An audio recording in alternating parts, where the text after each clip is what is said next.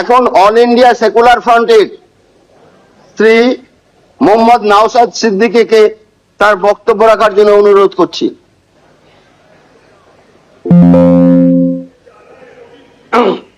ধন্যবাদ speaker sir.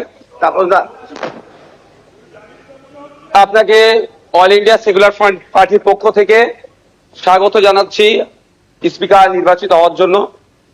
আমরা আশা করব আগামী 5 বছর আপনার নেতৃত্বে এই অগাস্ট হাউস তার গরিমাকে বহন করে চলবে এবং সাথে সাথে আমরা যারা বিরোধী আছি তাদের সর্বোৎকৃষ্ট জায়গা মতামতের জায়গা হচ্ছে এই অগাস্ট হাউস। আমরা আমাদের মতামত নির্দ্বিধায় নির্বিঘ্নে এখানে রাখতে পারবো এবং যারা শাসক দলে আছে আমাদের মতামতের ভিত্তিতে গঠনমূলক অবশ্যই যেগুলো হবে সেগুলোকে গ্রহণ করবে। স্পিকার স্যার, আপনার অনুমতি নিয়ে দু একটা কথা বলবো, যদি এই প্রসঙ্গ নয়। সত্যি আমি আজকে বসে খুব ফিল করছিলাম, হাসছিলাম মনে মনে। আজকে তাপস রায় বাবু যে কথাগুলো বলছেন খুব একটা ফেলে দেওয়ার নয়। আমি আমি আমি আমি বলবো, আমি 2021 সালে নির্বাচন হওয়ার পরে 6টা মাস এমন দিন পার করেছি, আমার মনে হচ্ছিল যে আমি ইস্তফা দিয়ে দিই, অন্তত আমার ছেলেগুলোর উপর অত্যাচার যদি বন্ধ হয়। এই সময় ফিল করে পার করেছি। পোস্টপোল ভায়োলেন্সে 2021 সালে, আমি এতে কিন্তু বিজেপিকে দরার সার্টিফিকেট দিচ্ছি না, কিন্তু 2021 সালে যে সমস্যার সম্মুখীন আমরা হয়েছিলাম, আমাদের কর্মী খুন হয়েছিল, একাধিক বাড়িঘর লুটপাট হয়েছে, ভাঙচুর হয়েছিল, সে অর্থে।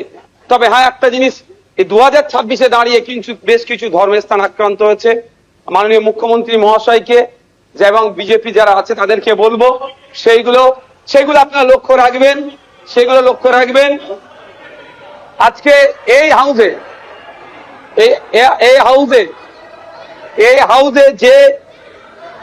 যে কথা চালাচালি হচ্ছে, আমি বসে বসে ফিল করছিলাম সময় গিয়েছে আমাদের বক্তব্য, বিরোধীদের বক্তব্য শাসকের পছন্দ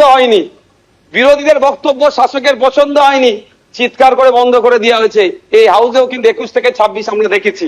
আমরা আশা করব ওই দিনটা আসবে না। আমরা বিরোধী যারা আছি গঠনমূলক প্রস্তাব রাখবো, শাসক দল যারা আছেন তারা গ্রহণ করবেন। মাননীয় মুখ্যমন্ত্রী মহাশয় একটা কথা বললেন, খুবই ভালো লাগলো। আমরা যারা একাধিকবার বিভিন্ন দপ্তরে লেটার করেছি, ন্যূনতম রেকগনাইজ আমাদের লেটারকে করা হয়নি, ইনক্লুডিং চিফ মিনিস্টারের কাছে। আজকে যে কথা বলেছেন এটাকে আমি স্বাগত জানাচ্ছি, যে উনি অন্তত কথা বলেছেন যে মিনিস্টাররাও রিকগনাইজ করবে, অর্থাৎ প্রাপ্তি স্বীকার করবে। আর একটা কথা উনি বলেছেন অল্প হলেও কাজ করব। আমরা বিরোধী, আমরা পজিটিভ কথা বলবো, রাজ্যের স্বার্থে বলবো, রাজ্যের জনগণের স্বার্থে বলবো। অহেতুক বিরোধিতা করার জন্য বিরোধিতা আমরা করব না। সুতরাং মুখ্যমন্ত্রী মহাশয়কে বলবো, অল্প নয়, আমরা যেগুলো আর্গুমেন্ট করব, আমরা যে ডিমান্ডগুলো রাখবো, ব্যক্তি স্বার্থের জন্য নয়, মানুষের স্বার্থে, নির্বাচিত হয়ে এসেছি তাদের স্বার্থে, সেগুলো আপনি পুরোপুরি যদি আমাদের জন্য, বাংলার মানুষের জন্য করেন, আমরা আপনার কাছে অবশ্যই কৃতজ্ঞ থাকবো। আবারও মুখ্যমন্ত্রী মহাশয়কে ধন্যবাদ জানাবো। দীর্ঘদিনের স্বপ্ন এটা আমাদের সকলেরই, যে আমাদেরকে নির্বাচিত করে এই হাউসের মধ্যে পাঠাচ্ছে। মাসের শেষে আমরা 1,21,000 টাকা নিয়ে বাড়ি যাচ্ছি। আমরা সেই জনগণের জন্য কি রোল প্লে করছি, কি বক্তব্য দিচ্ছি হাউসের মধ্যে, না হাউসের মধ্যে এসে শুধু সময় কাটিয়ে চলে যাচ্ছি। যে আপনি লাইভ স্ট্রিমিং এর যে কথা বলেছেন, এটাও আমি আপনাকে কৃতজ্ঞতা জানাচ্ছি, স্বাগত জানাচ্ছি। এটা হওয়াটা খুবই দরকার ছিল। বাংলার মানুষ অন্তত আগামী নির্বাচনগুলোতে তাদের জনপ্রতিনিধি হিসাবে কাদেরকে চুজ করবে, কেমন মানুষকে পাঠানো দরকার, তারা যেখানে বাংলার আইন তৈরি হচ্ছে আগামী 5 বছর বাংলার শিক্ষা, স্বাস্থ্য, কর্মসংস্থান থেকে শুরু করে কৃষকের রুজি রুটির প্রশ্নে, প্যারা টিচার থেকে শুরু করে বিভিন্ন ক্ষেত্রে সমকাজে সমবেতন নিয়ে, এক কথায় আগামী 5 বছর বাংলা কিভাবে চলবে, বাংলার মানুষের স্বার্থে কি আইন তৈরি হচ্ছে, আইন পজিটিভ, একটু ছোট করুন। বিরোধী স্যার, শেষ করবো। বিরোধী হলেও স্যার একটা দিন সুযোগ পাচ্ছি বলার, এরপর তো টাইম মেনটেন করে দেবেন। তো স্যার সেই জায়গাগুলো লাইভ যেটা আছে সেটা আমি স্বাগত জানাচ্ছি।